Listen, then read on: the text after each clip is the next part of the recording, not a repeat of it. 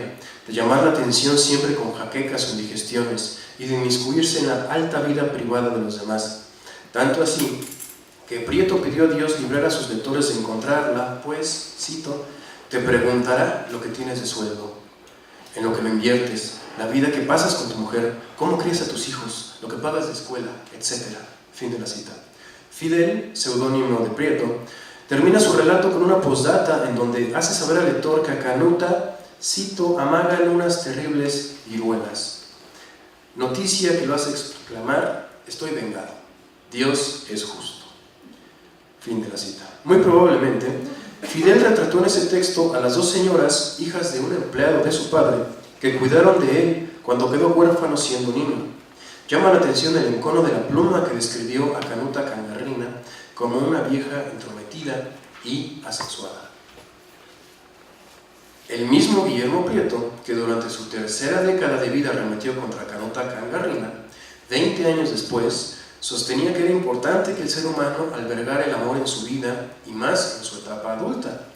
Cito, la vejez sin él, Dios mío, es rambla de triste arena, es una dura cadena clavada al sepulcro frío. Fin de la cita. Así, a la edad de 58 años, el escritor plasmó esta reflexión en otro poema, Amor de viejo, en donde caracterizó a la vejez como una etapa tranquila, apacible y relajada. Y dice así un fragmento: como butaca de holgado asiento en que se tiende cómodo el cuerpo y en que mecidos con vaivén lento nos entregamos a dulces sueños, medio en letargo, medio despiertos, viendo a la tierra, los cielos viendo, siempre apacibles, siempre contentos. Así es, muchacha, eso que llaman amor de viejo. En algunos poemas de Laura Méndez de Cuenca, educadora, escritora y madre de familia, encontramos el reflejo de su vida llena de tribulaciones, así como de su estado de ánimo e incluso de salud. Esto es muy importante. A los 35 años, ella escribía en Sombras, cito, véanse en caleidoscópico miraje las dichas muertas, las promesas vanas, la juventud que se apercibe al viaje, se lleva sueños y me deja caras. Fin de la cita. Sin duda, la vida de Laura no fue sencilla. El hecho de haber perdido a 2 parejas sentimentales y a 5 de sus hijos la marcó profundamente, por lo que decidió entregarse lo más que fuera posible a la actividad magisterial. Gracias a la correspondencia que sostuvo con su amigo y mentor Enrique Olavarría y Ferrari, podemos hacernos una idea del estado de salud de Laura, pero también de su entereza por afrontar su situación. Recordemos aquí que la correspondencia es un medio de comunicación que acerca a 2 personas ausentes y que brinda información sobre las personas dependiendo de su grado de afectividad. El siguiente es un extracto de una misiva fechada entre 1895 y 1896, es decir, cuando Laura tuvo cerca de 43 años. Cito, mucho me alegro que usted y los suyos estén bien. Yo no cuento esa dicha. Mi Alicia es de un temperamento muy delicado y muy sensible a este durísimo clima, y yo comienzo a recibir las caricias de la vejez bajo la forma de toda clase de achaques. Fin de la cita. En cartas posteriores, Laura le hizo saber a Enrique que no obstante estaba, cito, enteramente curada de la diabetes que durante algunos años me tuvo agobiada, y que un matasanos de Guatemala me declaró el año pasado que mi mal no tenía cura. Fin de la cita. Seguramente esto la llevó a la siguiente reflexión, cito, la verdad es que no tengo derecho a quejarme si empiezo a vislumbrar la enfermedad que ha de cargar conmigo, pues yo ya estoy bastante vieja para morirme de amor o de otra poética enfermedad, de esas que proporcionan a los gacetilleros modernos la oportunidad de cobrar a los editores 2 columnas de jeremiadas necrológicas a 2 pesos. Fin de la cita. Las anteriores fueron algunas de las percepciones que tan solo 3 autores tuvieron sobre la vejez, así como de su propio proceso de envejecimiento. Si bien quienes escribieron las anteriores líneas distaron de pertenecer a una clase media, tampoco se les podría considerar como indigentes o mendigos que se vieron en la necesidad de ingresar a algún establecimiento para solventar alguna de sus necesidades. Ahora pensemos en quienes sí lo fueron. ¿Cuáles fueron sus experiencias? ¿Qué objetivos persiguieron los establecimientos que albergaron a estas personas? Comencemos por el hospicio de pobres. Establecimiento fundado en la segunda mitad del siglo XVIII, dedicado a la atención de los menesterosos, entre quienes se encontraron niños, adultos y ancianos. Estableciendo una comparación entre el reglamento de la beneficencia pública de 1881 y el del hospicio de pobres del 84, se observa que mientras el primero estableció que el objetivo del establecimiento era asistir tanto a los indigentes ancianos como a los niños pobres y huérfanos, el segundo declaró que el único propósito de la institución era el cuidado de los niños. Es muy probable que aquella diferencia en los reglamentos obedeciera a la convicción de que la inversión estatal debía enfocarse en los niños y jóvenes, quienes aún no estaban encasillados como los menores infractores o los ancianos en el vicio y en la mendicidad. Gracias a la revisión de solicitudes que fueron redactadas, o al menos firmadas por los propios ancianos que creyeron ser merecedores del auxilio público, podemos conocer los motivos por los cuales pidieron su ingreso al establecimiento.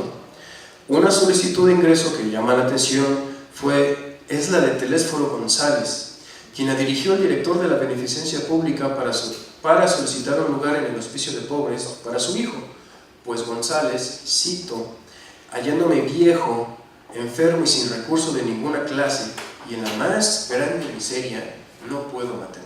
Fin de la cita. Por si fuera poco, el viejo enfatizó una vez más que se veía en el indispensable caso de solicitar la ayuda, cito, porque yo ya estoy a la orilla del sepulcro y mi hijo no cuenta con ningún pariente, pues su padrino de bautismo ya murió y el de confirmación es un hombre que se ha entregado a la prostitución. Fin de la cita. De esta manera, Telésforo preparó el terreno para la petición de acceso al hospicio para su hijo, puesto que dada la corta edad del niño, este no podría ser admitido en el establecimiento. Por esa razón, González se comprometía con la institución a, cito, servirle en todo lo que fuera útil, sin que me dé ningún sueldo para cuidar de mi hijo. Fin de la cita.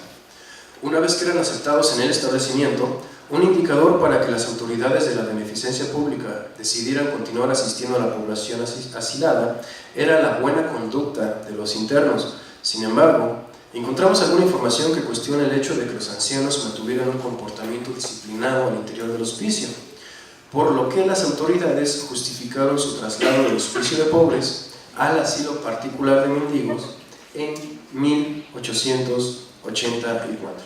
Aquí en la primera imagen vemos la inauguración del nuevo edificio del hospicio de pobres en 1905, edificio que ya solo atendía a la población infantil, porque los ancianos ya no estaban ahí. Este edificio está ahora, o estaba, donde ahora está el cuartel de guardias presidenciales en Viaducto.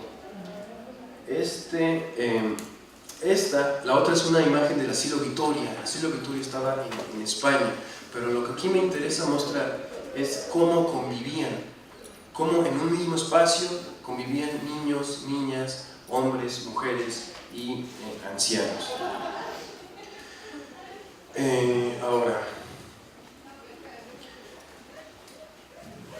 Ahora vamos a pensar que si esto estaba pasando desde el terreno de la beneficencia pública, ahora pensemos qué pasaba en el terreno de la beneficencia privada.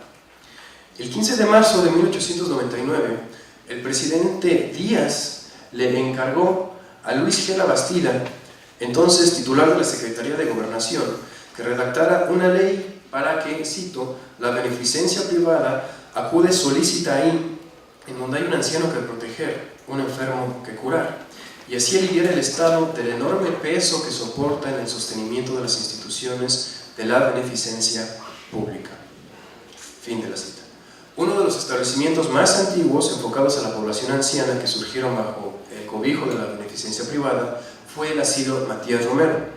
Su misión sería la de auxiliar a personas de ambos sexos, las que recibirían habitación, alimentos, vestidos y asistencia en caso de enfermedad, siempre que ésta no fuera contagiosa, ya que en ese caso se les trasladaría a un hospital. Se mencionaba que las personas internas permanecerían en él durante toda su vida, siempre y cuando no contravengan los estatutos ni los reglamentos interiores del asilo. Asimismo, se procuraría que los asilados trabajen siempre que puedan hacerlo prudentemente, aunque se estableció que esto no sería obligatorio, es decir, que en caso de rehusarse a laborar, no perderían el derecho de permanecer en la institución. Para ser admitidos, se estipuló que deberían tener cuando menos 50 años de edad y que la preferencia se le daría a quienes antes hubieran solicitado el ingreso. Sin embargo, el factor fundamental para decidirlo sería siempre la necesidad de ser socorrido, para lo cual era necesario que 2 personas de notorio buen nombre certifiquen que el solicitante es acreedor al socorro. Otro establecimiento fue el asilo particular de mendigos. Su fundador, Francisco Díaz de León, tenía claro que el establecimiento, cito, no será asilo de la ociosidad, fin de la cita, y subrayaba que la puesta en marcha de talleres y de escuelas primarias serían los objetivos prioritarios de la Junta para evitar, cito, que el mal que se pretende extirpar, que es el hábito de la ociosidad, tuviese en el asilo mayor incremento, fin de la cita. Su objetivo fue el de ayudar a las personas que por su avanzada edad o por su enfermedad están impedidos para dedicarse a un trabajo lucrativo y dar asistencia moral y religiosa a los niños que carezcan de personas obligadas a alimentarlos. Para ingresar, tenían que comprobar la necesidad imperiosa de auxilios, ser de buenas costumbres y no padecer enfermedades crónicas que requirieran cuidado especial o fueran contagiosas. La última institución de beneficencia privada y que brindó apoyo exclusivo para las ancianas fue el asilo Casabetti. En ella serían admitidas las mujeres de avanzada edad que adolecieran de enfermedades crónicas. En cuanto a los requisitos para ser admitidas en el establecimiento, se mencionaba que la persona tenía que solicitar a la administración directamente o por conducto de la directora del asilo su ingreso, redactar una solicitud en donde añadiera el nombre de otra persona que, en caso de ser necesario, se hiciera cargo de la asilada si ésta era separada de la institución y ser valoradas por el médico para constatar que no tuvieran enfermedades contagiosas. Aquí voy a hablar sobre 2 instituciones que se dedicaban al cuidado a la salud mental. Este apartado tiene como objetivo estudiar a los ancianos asilados dentro de 2 establecimientos dedicados a curar y controlar a la población besánica: el Hospital San Hipólito para hombres dementes y el Manicomio General de la Castañeda. Para el primer caso, el análisis se basó en el libro de registros de asilados durante el periodo 1886 a 1890. El análisis de los viejos asilados en la Castañeda abarcó desde el 1 de septiembre de 1910, fecha en que fue inaugurado, y concluyó el 25 de mayo de 1911, día en que Porfirio Díaz partió rumbo al exilio. Es importante enfatizar que a principios del siglo XX, la mayoría de los psiquiatras relacionaban a los enfermos mentales no con una suerte de niños adultos, sino como amenazas al progreso y a la modernidad. Comencemos por señalar algunos aspectos del Hospital San Hipólito. Fundado por Fray Bernardino Álvarez en 1566 y adjunto a la capilla de San Hipólito, atendió a los dementes y a los ancianos y personas convalecientes que había en la capital y que carecían de un asilo especial. En 1861, tanto San Hipólito como el Divino Salvador, su contraparte en la atención a mujeres dementes, dejaron de depender de las instituciones religiosas para quedar subordinadas a la beneficencia pública, creada como un mecanismo del Estado para controlar todo lo concerniente a los establecimientos de asistencia social y médica de la Ciudad de México. En la documentación consultada no fue posible localizar el reglamento de la institución. Sin embargo, con base en el libro de registros de los asilados, que comprendió el periodo que comenté, es posible analizar a la población vieja del establecimiento. Como se comentó con antelación, solo fue posible localizar estos datos en los documentos del Hospital San Hipólito, y su consulta resulta interesante, pues contiene variables que son útiles en términos de la caracterización de los ancianos enajenados, que van desde el nombre de la persona, su edad, fecha de nacimiento, estado civil y profesión, hasta el diagnóstico de ingreso al hospital, la fecha de su alta médica o de su fallecimiento, así como de las causas del mismo. En el libro de registros se encontraron 75 personas mayores de 50 años de edad, mismas que ingresaron al establecimiento en fechas distintas. El análisis muestra que un 80% de ellos se encontró entre los 50 años al momento de su admisión en San Hipólito y solo la edad del 20% restante se distribuyó entre los 60 y los 80 años. Del total de asilados, 18 fueron solteros, 33 casados, 15 viudos y 9 no especificaron su estado civil. En cuanto a su ocupación, 16% declaró ser comerciante, 14.7% de ellos no especificó su oficio, mientras que el resto dijo tener ocupaciones que fueron desde la de carrocero y mandadero hasta las de hacendado y coronel del ejército. Respecto al lugar de nacimiento, 15 viejos sostuvieron haber nacido en el Distrito Federal, solo 4 personas en el extranjero, mientras que los restantes provinieron de los distintos estados de la República. Los diagnósticos de ingreso, diversos en apariencia, mostraron que en realidad la principal causa de ingreso a San Hipólito fue el alcoholismo.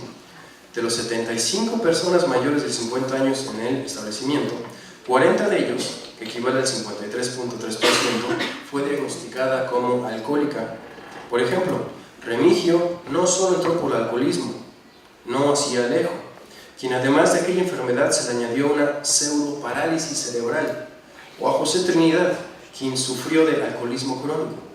De este modo, el padrón reporta 15 casos con alcoholismo como su enfermedad principal y 25 con una complicación de esta, lo que pone en duda la afirmación de Andrés Ríos en el sentido de que los degenerados porfirianos fueron diagnosticados con este padecimiento en menor medida que otros. Por ejemplo, la imbecilidad o la demencia senil o precoz, y que incluso, esto lo dice Andrés Ríos, antes de 1910 no hubo tantos alcohólicos en los viejos asilos para dementes.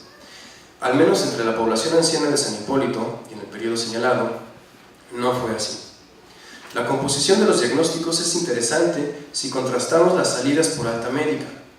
35 ancianos fueron dados de alta, lo cual pudo obedecer a que algún familiar del interno la solicitó para hacerse cargo nuevamente de su pariente. Desafortunadamente, el material no brinda información sobre los posibles reingresos al establecimiento de las personas, pero podemos inferir que sí los hubo y no en menor medida. Hablemos ahora del hospital en la Castañeda. Al momento de su inauguración, el 1 de septiembre de 1910, el establecimiento no contó con un reglamento interno. El primer reglamento fue expedido 3 años después, es decir, en 1913. Sin embargo, es posible tener una idea sobre la organización y funcionamiento del lugar a partir de la revisión de la